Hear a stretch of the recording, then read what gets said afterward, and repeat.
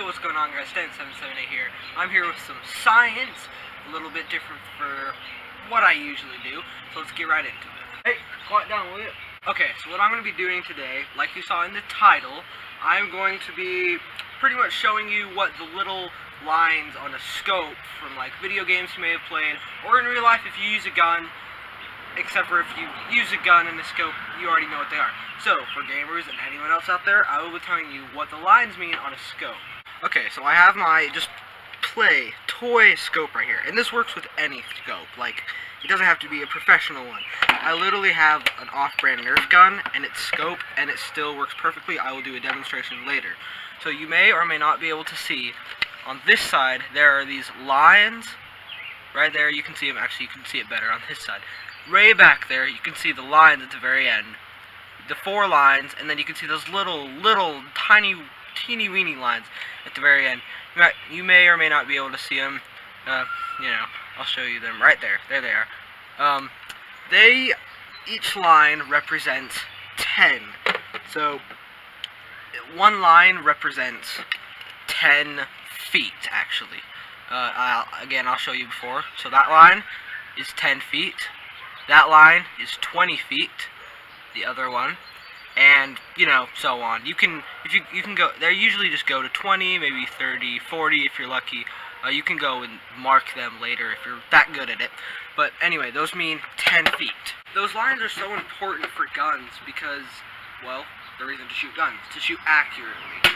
So if I put this scope on my gun, my toy off-brand Nerf gun, I can look through, I can see the 4 lines and then the 2 lines on each side. So I can look through, and I've marked actually a little dot if you can not see it because my camera's not that good.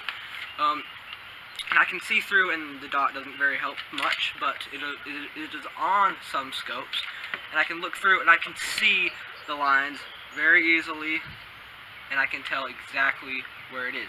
So what I'm going to want to do is line the lines up with my object, and there you go, you hit it. But what if you wanted a much smaller object that you needed to hit from way far away? I mean like 10 feet. You're going to want to first measure how far 10 feet, 20 feet, 30 feet, 40 feet is. Line it up. Right here is 10 feet, about where my table was. So this is 10 feet from here to here is 10 feet. Line your line up with your object and fire. And there you have it.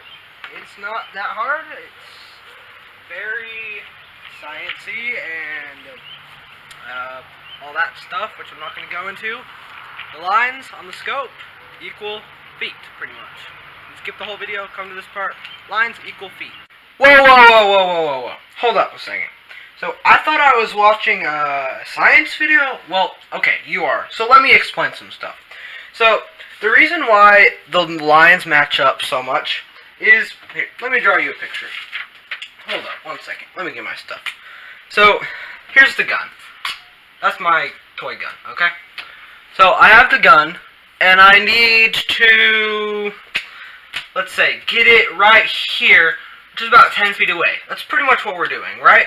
Here's the target, and we have our scope. I know, my drawings are horrible for this video. That's alright. We have the scope, we have the gun. It's about 10 feet away. So, what do we need to do? Well, it's basically really easy, not easy, but simple gravity. So, there's 10 feet, right? 10 feet. That's only 4 lines. It's 10 feet. It's okay. You need to travel 10 feet, but gravity is pulling the bullet, or the foam dart, down to the ground, because that's just how gravity works. So the gravity is going down, but you need the bullet to go straight, right?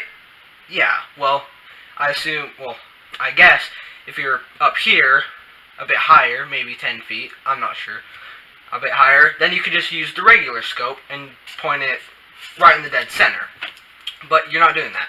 Where I was at, I was directly at eye level with the target. My gun, my scope, was eye level with the target, exactly where I was. It was straight across. So the scope helped me because of the lines, and I'll draw it. Again, this is 10 feet. Again, this is 20 feet.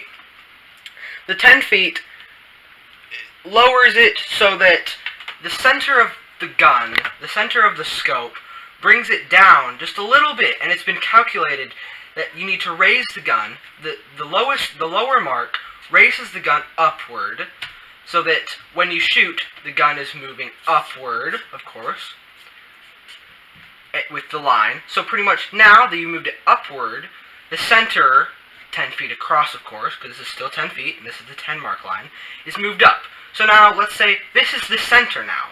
Pretty much. You could assume, and you could say that this is the center now, and that it'll hit it right on target, just like in Call of Duty or Halo, whatever like that. So this is now the center. So, if I shoot right there, and in my video, that was my first try.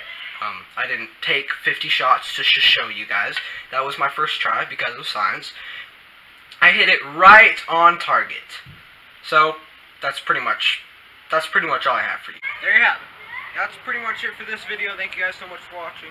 Please like, comment, subscribe, all that fun stuff. And, I don't know, maybe I'll do another science video if this gets so much likes, comments, all that stuff.